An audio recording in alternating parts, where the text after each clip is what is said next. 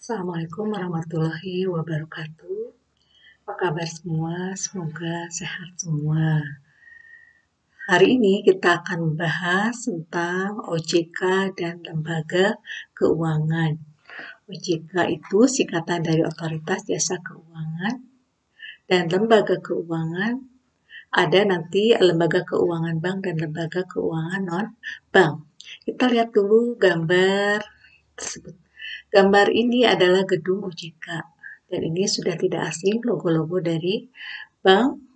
Yang bawah juga ada logo bank daerah. Ini adalah ATM dan bank muamalat. Kita akan membahas seputar ini. OJK, Otoritas Jasa Keuangan, adalah lembaga yang bertugas mengatur dan mengawasi kegiatan di dalam sektor jasa keuangan. Jadi semua sektor jasa keuangan itu adalah bermuara di OJK. Nah, gambar ini merupakan logo dari OJK. Apa sih fungsi OJK? Fungsi OJK itu menyelenggarakan sistem pengaturan dan pengawasan yang terintegrasi terhadap keseluruhan kegiatan di sektor jasa keuangan. Ini contohnya kantor yang berada di OJK. Tugasnya mengatur dan mengawasi.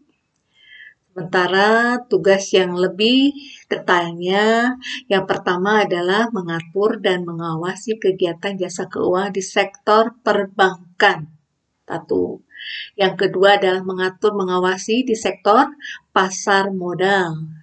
Dan yang terakhir adalah mengatur dan mengawasi kegiatan jasa keuangan yang lainnya, seperti perasuransian, dana pensiun, lembaga pembiayaan, dan lembaga jasa keuangan. Nanti setelah OJK kita akan membahas tentang sektor perbankan dahulu, lalu nanti kita bahas yang lainnya. Adapun wewenang OJK itu ada 3. Pertama, pengaturan dan pengawasan mengenai kelembagaan bank dari sisi perizinan pendirian bank. Yang kedua, mengatur dan pengawasan mengenai kesehatan bank, baik itu likuiditas, rentabilitas, dan solvabilitasnya.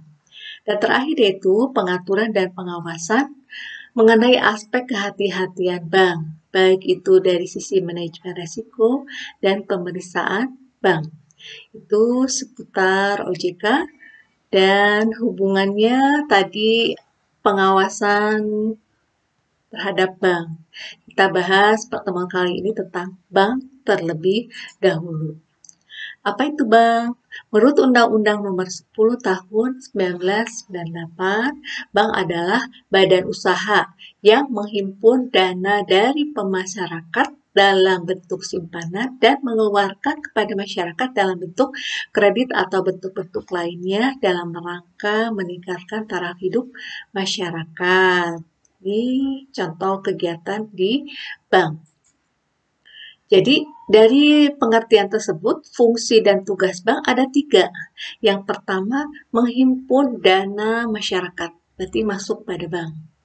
Setelah masuk, itu fungsi kedua, menyalurkan dana tersebut pada masyarakat, baik itu berupa kredit atau bentuk lainnya.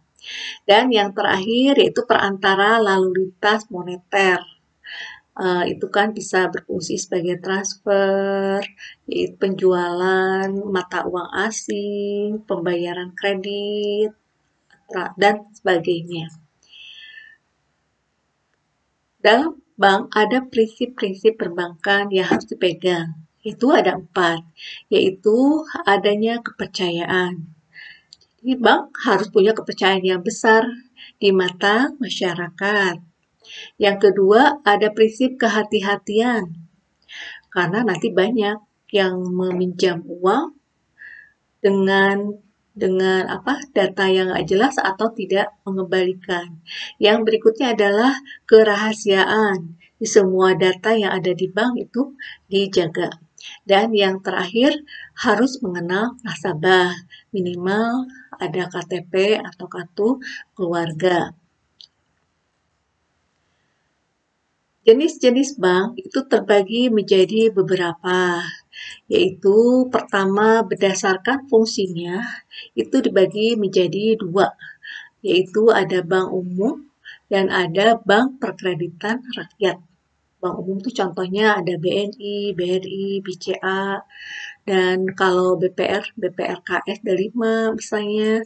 Terus yang kedua, jenis bank yang kedua yaitu berdasarkan kepemilikan. Itu dibagi menjadi 5. Ada bank pemerintah, ada bank swasta nasional, ada bank milik asing, bank koperasi, dan bank milik campuran. Ini ada banyak contoh bank milik pemerintah, contohnya ada BNI, BRI, Mandiri. Kalau bank swasta ada BCA, ada ada banyak lainnya ya, ada contohnya. Sementara bank asing itu biasanya milik di negara-negara asing, misalnya dimiliki oleh Thailand, Singapura, dan lain-lain. Sementara bank koperasi contohnya Bukopin. Dan ada bank milik campuran, baik milik pemerintah ataupun swasta.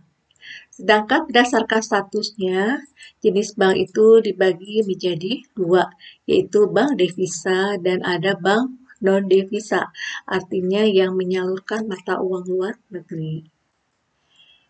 Sedangkan berdasarkan kegiatan operasional, itu dibagi menjadi 2, ada bank konvensional dan ada bank syariah. Kalau bank konvensional menurut aturan umum, sedangkan bank syariah itu berdasarkan nilai-nilai Islam. Ada yang ditawarkan oleh bank, artinya ada produk-produk bank, itu dibagi menjadi 2. Ada kredit pasif, ada kredit aktif. Kredit pasif yaitu aliran dana dari masyarakat yang masuk ke dalam bank. Bisa berbentuk giro, deposito, tadi ada klik giro, deposito tabungan. Itu contoh dari kredit pasif. Sementara kredit aktif yaitu dananya itu digunakan untuk kegiatan yang produktif, yaitu meliputi kredit rekening koran, kredit reimburse atau LC, kredit accept. Pokoknya judulnya kredit, jadi dipinjamkan karena untuk kegiatan yang produktif. Terakhir, kita akan mengetahui jasa-jasa perbankan ada banyak. Contohnya ada jual beli valuta asing, jasa penyimpanan berupa tabungan, pengiriman transfer atau transfer uang, pemberian jaminan, kartu kredit, cek perjalanan, inkaso, ATM, dan kartu debit. Itu sekilas tentang OJK dan bank. Untuk lebih dalamnya lagi, kalian bisa browsing atau melihat cari sumber yang lainnya tentang OJK dan bank sehingga bisa lebih memahaminya. Demikian materi kali ini. Semoga bermanfaat dan terus belajar agar wawasannya lebih luas lagi. Assalamualaikum warahmatullahi wabarakatuh.